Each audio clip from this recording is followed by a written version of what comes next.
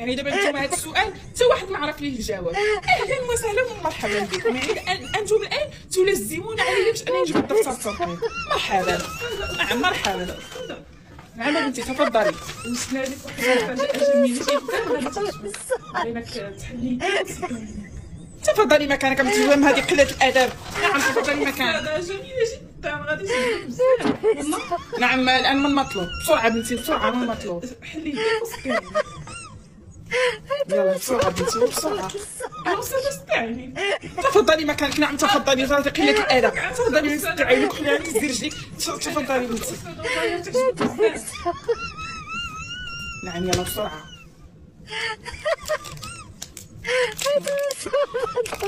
واش هاد الفوضى؟ لا لا بلا فوضى الله يخليك. لا بلا فوضى ما تلوحيش بنتي. نعم شكرا شكرا لك بنتي. شكرا شكرا شكرا جزيلا. شكرا. بلا فوضى بلا فوضى. واحد لواحد. نعم بنتي. شكرا جزيلا. شكرا. وليداتي بسرعه بسرعه المدير غيتحقق هو بدون فوضى. لا بنتي بدون تصوير الله يخليك.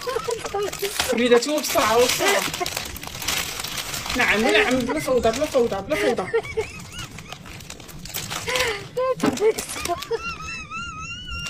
يلا بسرعة وليداتي بسرعة.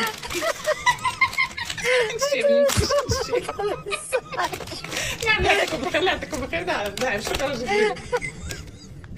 نعم بنتي يلا كلشي مكانه كلشي مكانه. نعم بنتي هذا ما يسمى بالاستهزاء والاستفزاز. نعم بنتي شنو قلة الأدب وشنو قلة الأدب؟ يعني لا بنتي اسمحي لي هذا ما يصطلح عليه بقلة الأدب. نعم تفضلوا مكانكم. شكرا لكم جزيلا التلاميذ المحترمين. شكرا لكم جزيلا على مجهوداتكم. نعم تمرين تمرين تمرين. نعم تمرين. شكرا شكرا لك بنتي.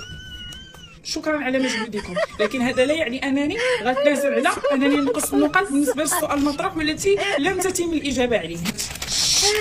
صافي سكوت هدوء الله يخليكم. ما ديروش فوضى داخل القسم. فضلا إذا كنت ليس حاسدا ضع إعجاب لصفحتي واشترك في قناتي مانجر.